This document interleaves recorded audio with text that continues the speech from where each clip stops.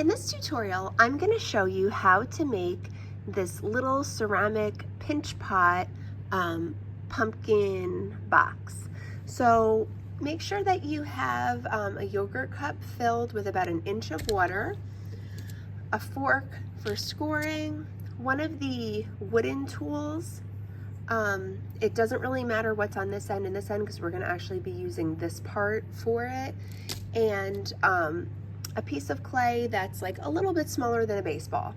Now, anytime we get clay out of the bin, we always want to wedge it to make sure that it's all compressed together, that there's not any little air pockets where moisture can hide. So remember, you're going to throw it down and rotate it, throw it down and rotate it. I'm not going to do that right now just because it shakes my camera, but make sure you're not throwing it down as hard as you can and pancaking it, because this is eventually going to be a ball, so we don't want it to be flat. We want it to be kind of like a cube. Once you've done that, you're going to start by just kind of taking the palm of your hand and just patting it into a ball shape.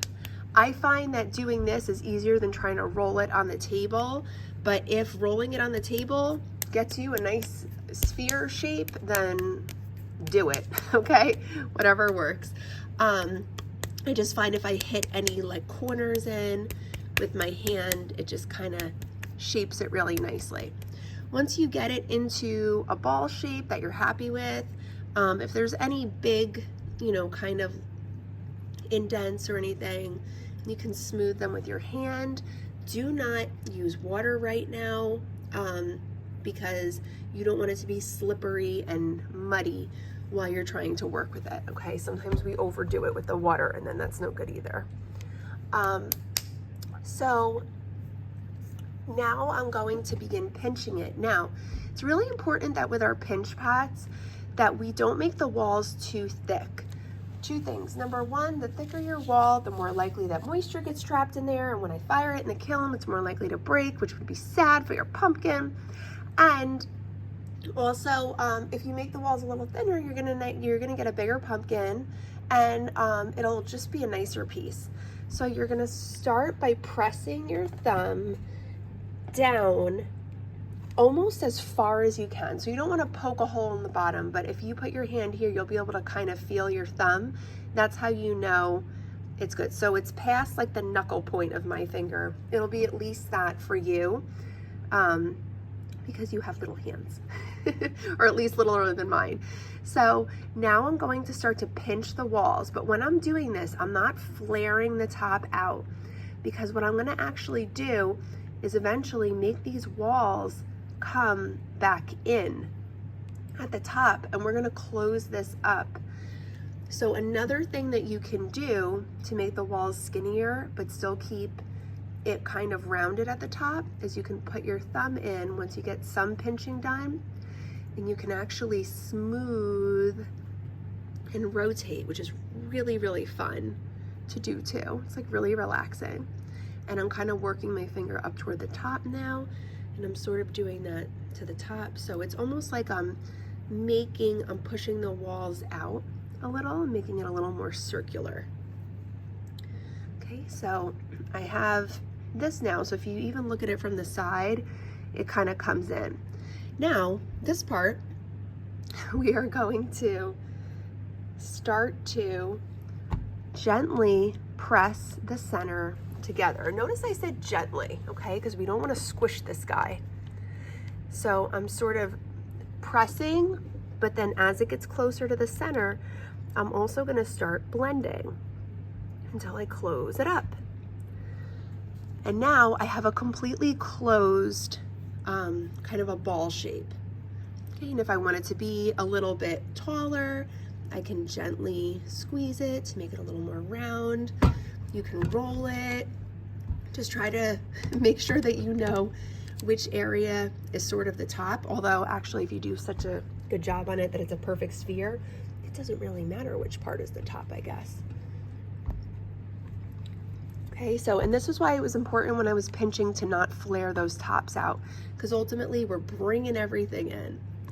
Okay, now that I have a nice sphere shape, I'm gonna look for any big indents, cracks. You can use the teeniest bit of water if you have to, but don't overdo it. And if you do put some water on, rub it and smooth it until it's like it dries out a little, because you don't want this clay to be sticky or wet when you are trying to do the things that we're going to do with it. Now I'm going to get my wooden tool. I'm going to do just a little dot so I know what my center point is. And then I'm going to make the little indents on the pumpkin. So I'm going to take the side of the tool, I'm going to hold it here, and I'm going to just roll it down the side to make the indent. If you get any little goobers in there, we could pick them out later, or they'll just fall off when they dry. Now, in order to make it even, I would definitely recommend just doing the one that's directly, doing another line that's directly across from it, like across the street. And I'll let you decide how many you want to put. I would say at least, I would say like 8 should be good. But, you know, depending on the size of it and the look you're going for, that could be different too.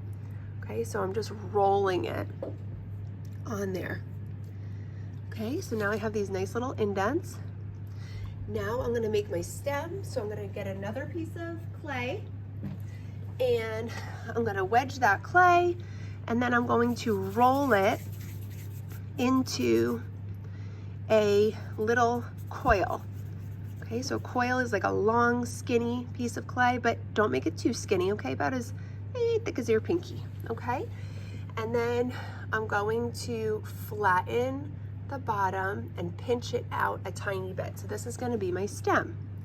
Then I'm going to get my fork, I'm going to dip it in a little bit of water, and I'm going to score. And because I have a little water on there, that's going to create some slip. And then I'm going to do the top of the pumpkin. And I'm just going to gently press that baby on there. And then I can either take my finger and blend it on, or I can gently blend it on with the blunt or rounded end of one of the wooden tools. Okay, now I can shape it. If I want it to be a little bit skinnier and more vine-like, I can, you know, make this a little thinner. And then I want to put the texture on it. So take your wooden tool, maybe get one that's a little bit more pointy. You could also do this with a fork. And you're just going to put the texture on the stem. And then, whoop, let me turn my alarm off.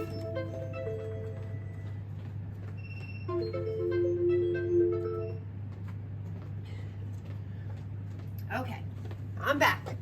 Then you are going to, once you have that nice on there, you can bend it any way that you want. It doesn't have to be this long. You can make it shorter. It's up to you. It's your pumpkin. Then you're going to give it to me. I will take an X-Acto knife and slice around so that your lid fits perfectly in there. Then we'll let it dry for a little while, and then we will paint them, and they will be awesome. So have fun. Don't forget to look at the directions on the board. I'll be screenshotting these so you can look at them, and have a great time.